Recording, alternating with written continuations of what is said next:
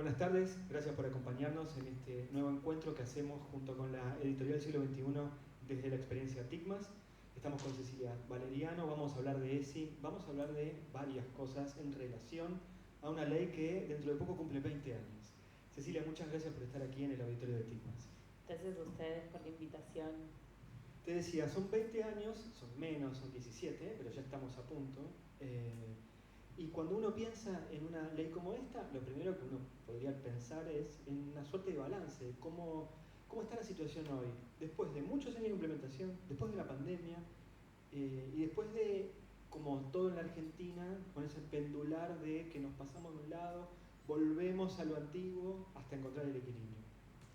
Bueno, la ley de ESI es una ley que sí, ya tiene una larga historia. A mí me gusta decir que es una ley que está en la adolescencia, porque lo está. Y ese estar en la adolescencia implica, bueno, un desarrollo de muchas de las potencialidades de esta ley, pero también mucho recorrido todavía pendiente, ¿no? Mucho por seguir construyendo, mucho por seguir profundizando, afianzando. La ESI tiene como innovación en su sanción una mirada distinta y revolucionada de la sexualidad, ¿no? Lo que nos invita es a dejar de pensar a la sexualidad asociada exclusivamente a la genitalidad y pensar la sexualidad desde una concepción integral. Una concepción integral lo que nos habla es de una dimensión en la vida, en el desarrollo de las personas, donde se contempla el desarrollo desde el orden de lo biológico, desde lo afectivo, lo psicológico y también desde lo social y lo histórico y lo cultural y el contexto en el que las personas vivimos. Entonces eso ya en sí trae una complejidad que requiere de una adaptación permanente, por un lado, ¿no? Una reconsideración, hay que releer la ESI continuamente a medida que la historia avanza, que los cambios culturales suceden,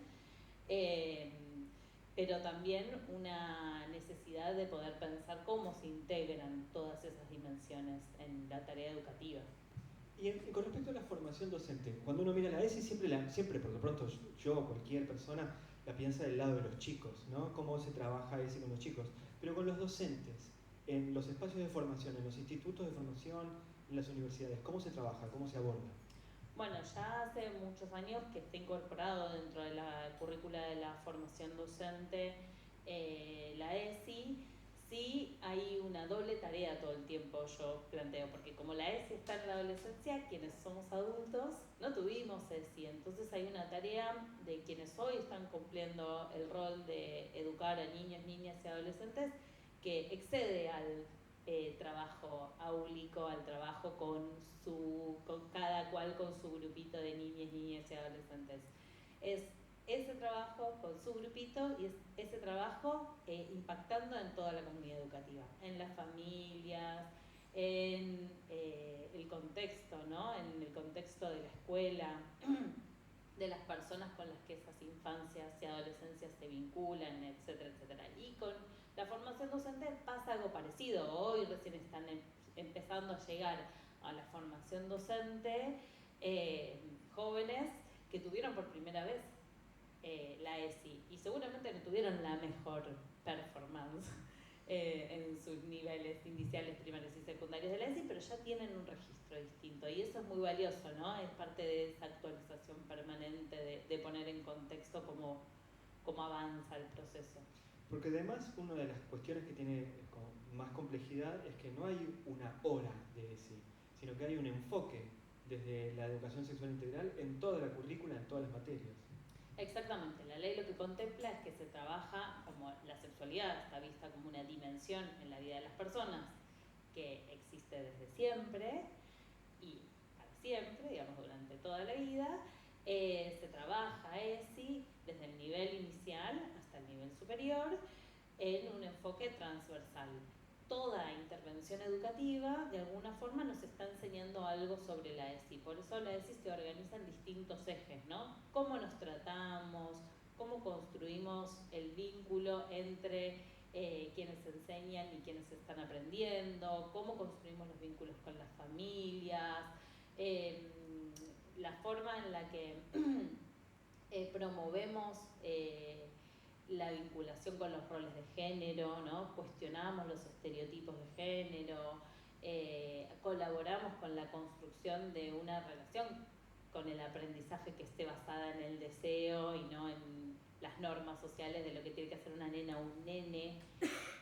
Bueno, todo eso es así, entonces no se trata de trabajarlo en un espacio específico, sino desde todas las prácticas educativas. Eso no quiere decir que no se puedan generar espacios específicos. Se pueden generar y de hecho están previstos, ¿no? Talleres específicos, jornadas específicas, momentos donde trabajamos algo puntual de lo que la ESI nos propone. ¿Qué dispara hoy la ESI? En el sentido de qué otras cuestiones que por ahí estaban invisibilizadas cuando apareció la ESI aparecieron también. Bueno, en principio esta mirada asociada a la genitalidad, ¿no? Poder dejar de pensar que trabajamos ESI solo cuando vemos aparato reproductivo, ¿no? Lo digo en estos términos porque son los términos en el que nos los devuelven. Nosotros hicimos una encuesta, una primera encuesta a los 10 años de sanción de la ley de ESI, la repetimos a los 15 y la idea es que la podamos seguir repitiendo en principio cada 5 años para poder ver cómo evoluciona el registro que tienen los estudiantes y los docentes al respecto. Y un poco lo que nos decían los estudiantes en esa primera encuesta era, bueno, ¿cuándo trabajás así?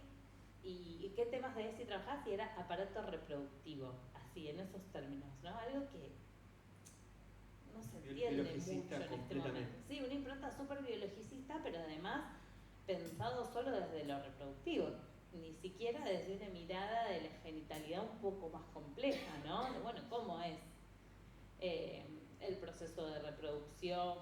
¿Qué implica además de lo biológico? Vincularte con alguien, crear una relación, bueno, muy segmentado, muy fragmentado, muy visto como una partecita de la corporalidad, como si hubiese una corporalidad sin persona, ¿no? Sino una persona que le pasan cosas, que tiene relaciones, que se enamora, que se desenamora, que va a una escuela, etcétera, etcétera. Entonces ese yo creo que todavía es un cambio, porque cuando hablamos de sexualidad las personas todavía nos da vergüenza, nos ponemos coloradas, les pasa mucho a las familias, ¿no? Y aparece, además de las vergüenzas, aparecen los miedos, porque tenemos una mirada sobre la sexualidad, sigue siendo la sexualidad un tema tabú en nuestra sociedad, en nuestra cultura. Entonces aparece el miedo, algo asociado a la sexualidad como algo peligroso. Esto es algo que la ESI también viene a cambiar, ¿no? Bueno, ¿qué podemos transmitir desde este enfoque de la ESI? Bueno, una mirada, una forma de entender la sexualidad que no esté relacionada con el peligro, sino con el placer, con los deseos, con el bienestar integral de las personas. Pero lo que tenemos arraigado, lo tenemos muy arraigado con la sociedad. Entonces, bueno, ese cambio cultural es un cambio que se hace muy lento. Y con respecto a los docentes, perdón que insista sobre ellos, pero nosotros tenemos la edad de un docente que vivió esos cambios, ¿no? Y digo, hay muchos docentes de mi edad, yo estoy llegando a los 50, que marcan ciertas ideas que son como preestablecidas porque creen en eso. Por ejemplo, en los dos sexos. ¿Cómo se trabaja con un docente que por ahí no cree que existan otros géneros u otros sexos? Bueno, está buenísimo que lo traigas porque es otro eje de la ESI. En la ESI está expresado como el respeto a las diversidades. A nosotros nos gusta hablar más de la valoración de las diversidades, ¿no? Y cómo le ponemos a la diversidad un valor más que una aceptación, nada más. El respeto sería, ok, estás, quédate ahí, ¿no? Sería sí, como una especie de me banco que sea. Yo respeto, pero hasta ahí. Sin embargo, la diversidad, lo que tenemos que entender es la forma en la que caracteriza a nuestra comunidad educativa, caracteriza a nuestro entorno y le da valor. No es, a mí es una idea que me gusta mucho, pero también me gusta traer que no es naif, no es, qué lindo, somos todos distintos. También trae conflicto, pero ¿dónde sino la escuela para gestionar y aprender a gestionar los conflictos? Y en ese sentido, a mí me parece valioso que haya docentes que puedan reconocer esas limitaciones. Pero ese es el primer paso, ese es el primer ejercicio que hacemos con los docentes que están aprendiendo, que vamos aprendiendo la ESI, ¿no?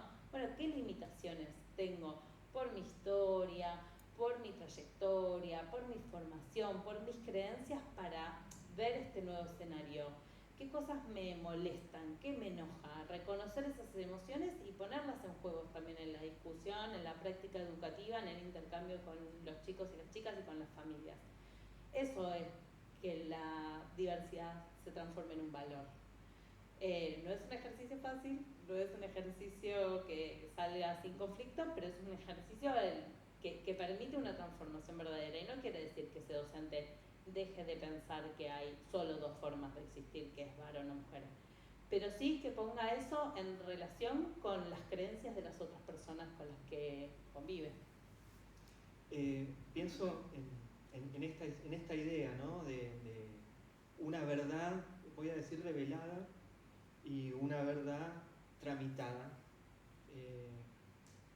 En ese choque, perdón que insista de nuevo en esto, pero digo, ¿cómo se hace para tolerar al que cree en la verdad que existen dos sexos, esa verdad religiosa o la verdad tradicional, y no segregarlo en una idea? En un punto es como hablar con un terraplanista, pero del otro lado, ¿no? Entonces, ¿cómo se hace para incorporarlo? O sea, me parece que fue como me parece que me zarpé con la pregunta, pero en todo caso vamos a ese lado. Digo, ¿cómo haces como para no segregar al que te hubiese segregado? Bueno, es un gran momento para eso. Yo ahí, para hacernos esas preguntas, ¿no? En este contexto universal, a mí me parece que ahí es algo que yo destaco mucho de nuestra historia como institución de Fundación Huésped, que es una fundación que empieza, la primera que empieza a trabajar en el país con los primeros casos de VIH que surgen a fines de los 80, principios de los 90. Y yo siento que ahí hay un aprendizaje, una riqueza de nuestro recorrido particular que quizás no tienen otras organizaciones que saben muchísimo sobre eso y que quizás se especializan en eso, pero que es justamente trabajar con esa mirada estigmatizante de un otro, ¿no? Esa mirada excluyente y tajante, lo que nosotros llamamos, bueno, el estigma y cómo se incorporan esos estigmas, ¿no? También se van apropiando y las personas en esa segregación van incorporando prácticas de autoexclusión de muchos espacios.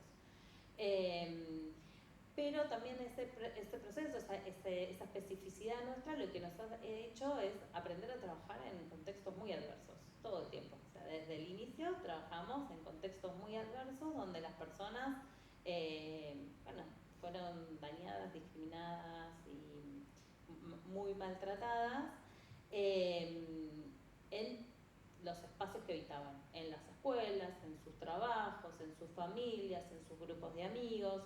Y hay una habilidad para desarrollar que tiene que ver con el no juzgar, ¿no? Con el de verdad ofrecer una escucha, incluso hacia eso que me parece que me horroriza. Por eso el primer ejercicio es el de reconocer cuáles son mis propias limitaciones. Como educador, como facilitador, bueno, ¿qué es lo que yo no podría aceptar? O sea, ¿qué no podría aceptar de escuchar? ¿El terraplanismo? Entonces, ¿qué me pondría en una posición que me anule? Para poder entender cómo superar eso y cómo hacer una escucha que no juzgue, que pueda plantear un desacuerdo desde quién soy, pero sin juzgar lo que le está pasando al otro, porque en general en el prejuicio lo que hay es miedo, algo de desconocimiento, pero sobre todo mucho miedo, ¿no? Entonces, ese miedo se desarma con vínculo, no solo con información. Eso es algo que también aprendimos mucho en el mundo del VIH. No se trata solo con que las personas sepan cómo se transmite el virus o cómo evitarlo, ¿no? Con usar preservativo. Se trata con construir un vínculo que me permita abrirme, que me permita tener confianza para traer eso a la conversación, traer esos temores, esos claroscuros, esas dudas. Entonces algo que repetimos un montón en nuestra tarea, que repetimos un montón en este libro es, bueno, en general no tenemos respuestas, casi ninguna respuesta, pero sí nos parece que es importante hacerse todas las preguntas, y la ESI y esta mirada integral de la ESI nos permite eso, hacernos todas las preguntas. Permitir que todas las preguntas sean dichas tiene que implicar que todas puedan ser escuchadas también. Está bueno eso que decís. Voy a algo que sucede habitualmente, es que en la educación también nosotros avanzamos 2 pasos y retrocedemos 1. Y desde hace años que se trabaja en prácticas sexuales más sanas, y la ESI aporta también ideas, pero hoy hay muchos chicos, adolescentes, que por ahí, porque se han dado por naturalizados, que están volviendo a, por ejemplo, el no uso del preservativo. ¿Cuáles son las problemáticas que se encuentran hoy que parecían superadas y que ustedes están trabajando como para revertir y seguir concientizando? Bueno, hay las brechas entre el conocimiento y la práctica, ¿no? Que la práctica siempre es mucho más compleja, porque las cosas que hacemos las personas no solo están condicionadas por la información es fundamental, es un aporte necesario, por eso es importante entender cómo son las funciones reproductivas, pero no nos alcanza para construir una práctica. Es como esa diferencia en el mundo de la educación entre decodificar y leer, ¿no? Uno puede decodificar letras, pero leer, comprender lo que leo, es un proceso más complejo, es un proceso que requiere de otra práctica, de una práctica que es mucho más integral, que eso que lees te sirva, te impacte, te sensibilice. Bueno, con las prácticas en el cuidado integral de la salud pasa más o menos lo mismo. Pretendemos un poco que las personas cuiden su salud por arte de magia, porque no les enseñamos nunca que es importante cuidar la salud. Entonces, en un momento empiezan a tener relaciones sexuales y creemos que con que tengan la información es suficiente y que no necesitamos educar mucho más. La ESI nos trae esto, ese es otro eje de la ESI, el cuidado del cuerpo y la salud, que tiene que ver con incorporar esas prácticas. Hay un ejercicio que yo hago mucho con docentes, que es preguntar cuántas personas, así, en un auditorio, hicieron alguna vez una consulta sobre su salud sexual y reproductiva, una consulta de salud sobre su salud sexual y reproductiva. La abrumadora mayoría de mujeres levantan la mano y las identidades masculinas no levantan la mano nunca, en general. O exceptuando algunos que por ahí te dicen que sí alguna vez en algún proceso de búsqueda de embarazos, entonces en general acompañadas de sus parejas, ¿no? Pero eso no es casual, porque nunca les enseñamos a los varones que tenían que cuidar su salud. Es algo que negamos, en parte por los valores de la masculinidad, por esos roles estereotipados, lo que esperamos que los varones hagan, ¿no? De lo fuerte que creemos que los varones tienen que ser. Entonces, si no enseñamos que esa es una dimensión importante y no generamos los hábitos y las mediaciones y los vínculos con los servicios de salud y no le damos las herramientas a los profesionales de la salud para que puedan atender a adolescentes, es difícil que eso cambie. Y la verdad que en eso hay todavía mucho por recorrer. O sea, tanto que estamos en un escenario en el que no hay pediatras. Ni les cuento la falta de médicos que atienden adolescencias. Es un agujero negro gigante, pero que empieza por comprender la necesidad. Y esa comprensión de la necesidad va más allá de los sectores, ¿no? Va más allá del mundo de la educación o del mundo de la salud, va de la mirada social y de esta necesidad de comprender la sexualidad y el cuidado de la salud desde un lugar integral. Decís esto, y yo el fin de semana estuve en una feria del libro en el interior, en la provincia de Neuquén, y había una charla que daba una sexóloga, el auditorio estaba lleno, y te diría que en un 90% eran mujeres. Sí, porque sigue siendo un tema, bueno, que está un poco más habilitado para las mujeres, ¿no? También en pensar esto de los roles de género, pero sin embargo también a las mujeres nos cuesta, O sea, en algún momento sabes que tenés que ir a la ginecóloga, a la atención ginecológica, pero es raro ese proceso. O sea, en la escuela nunca se habla. A mí jamás me dijeron en la escuela, no sé acá, que hay gente más joven, que tenías que hacer un control ginecológico. En algún momento, bueno, entre los pares, entre algo que te dice tu familia, lo vas como decodificando, pero no hay claridad. Bueno, y eso las mujeres que por lo menos vos tenés políticas públicas, tenés dispositivos, hay una oferta. En los varones no hay ni oferta, ¿dónde irías? ¿No? Esa es la pregunta. Bueno, si querés hacer una consulta sobre tu salud sexual y reproductiva, ¿a quién irías? ¿A dónde buscarías ese servicio? Pero también tiene que ver con la falta del hábito de pensar el cuidado integral de la salud, ¿no? De pensar la salud como algo menos fragmentado. No es que, bueno, voy solo a los especialistas. Bueno, hay formaciones que apuntan a esa integralidad, los médicos de familia, hay especialistas en adolescencia, por supuesto, los médicos generalistas, pero eso no lo aprendés, no lo aprendés en el recorrido educativo, ¿no? En general. Bueno, hay que reconstruir eso, ¿no? Reconstruir ese aprendizaje que es necesario. Además de lo que tiene que ver con prácticas sexuales y con el manejo habitual, suele pasar que escuchamos, ahora menos, tal vez después de la pandemia menos, pero escuchamos muchos casos de cancelación o de denuncias sobre los estudiantes. Antes de empezar la charla justo estábamos hablando de eso. ¿Cómo se abordan esos temas?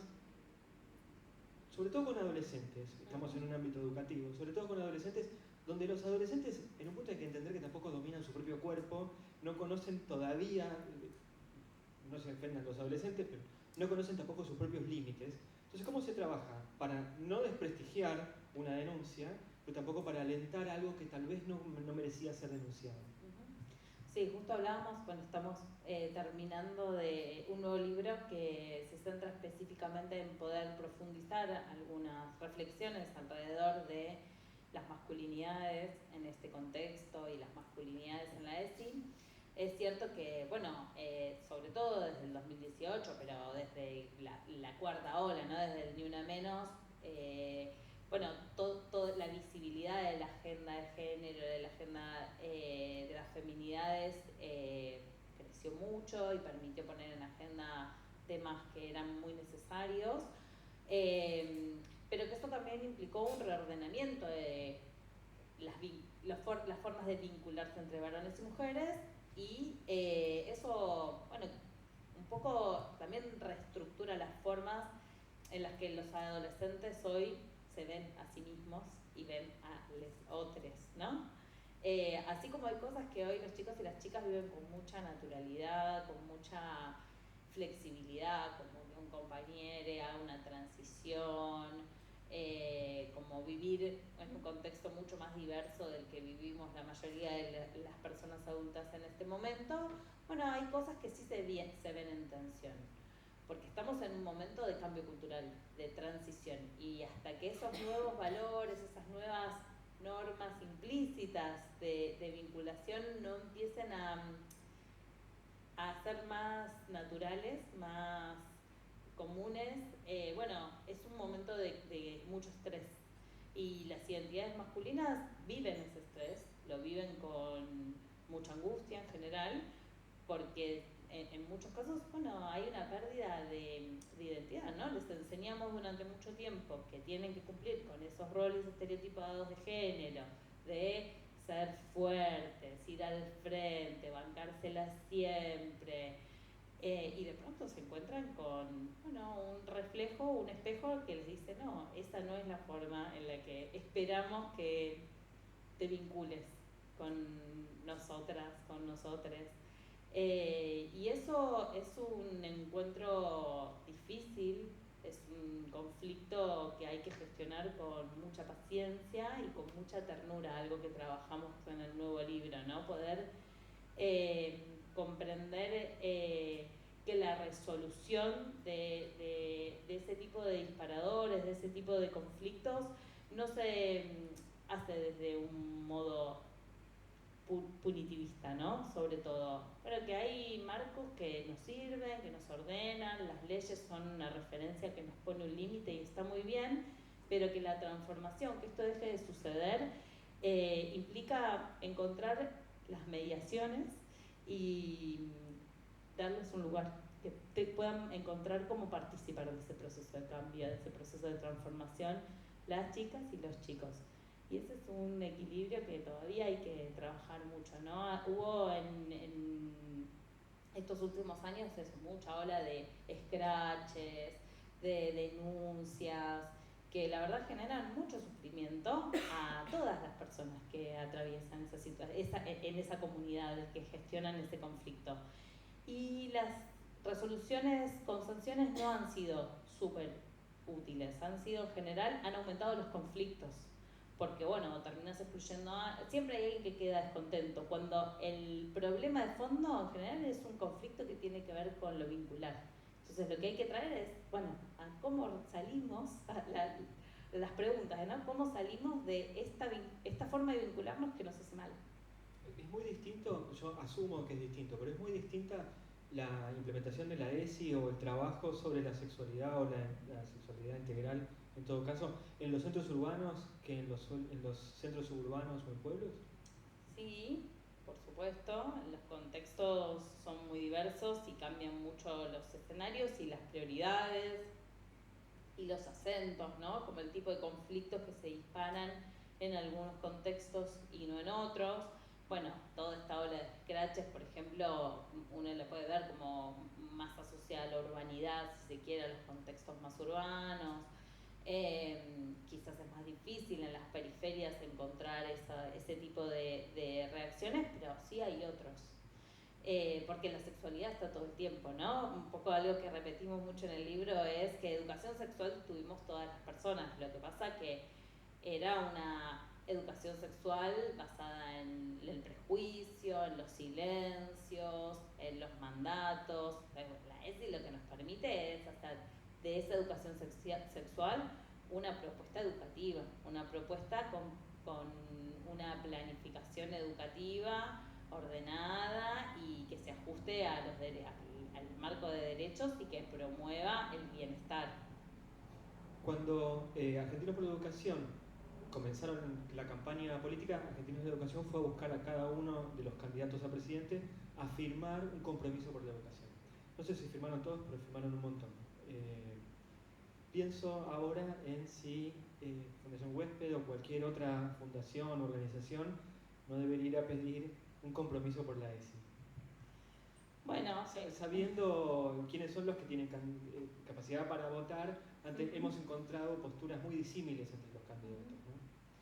Sí, por la educación en general me parece que está bien, digamos, que la educación hoy no podría no incluir esta perspectiva, no podría no incluir la ESI, justamente por eso, porque no es que es un nichito perdido en el medio del paradigma educativo, digamos. Hoy vivimos en un contexto, en un paradigma educativo que está centrado en la perspectiva de derechos.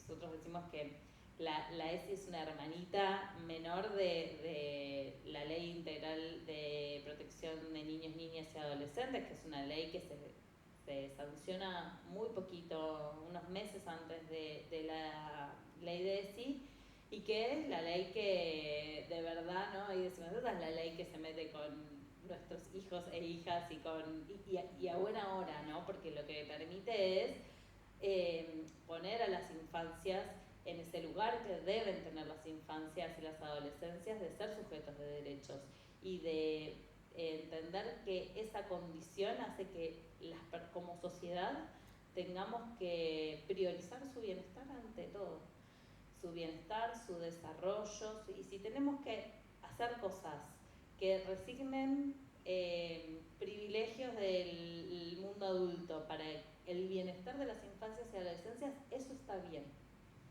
Ese es el paradigma marco, el paradigma más grande, y ese es un paradigma que tiene que ver con, está atado a los derechos humanos, ¿no? Con lo cual ahí, bueno, es medio imposible pensar para mí que el mundo educativo deje de lado esta perspectiva. Veremos. Pero bueno, en ese marco me parece que cualquier compromiso con la educación tiene que contemplar esto. O sea, la educación no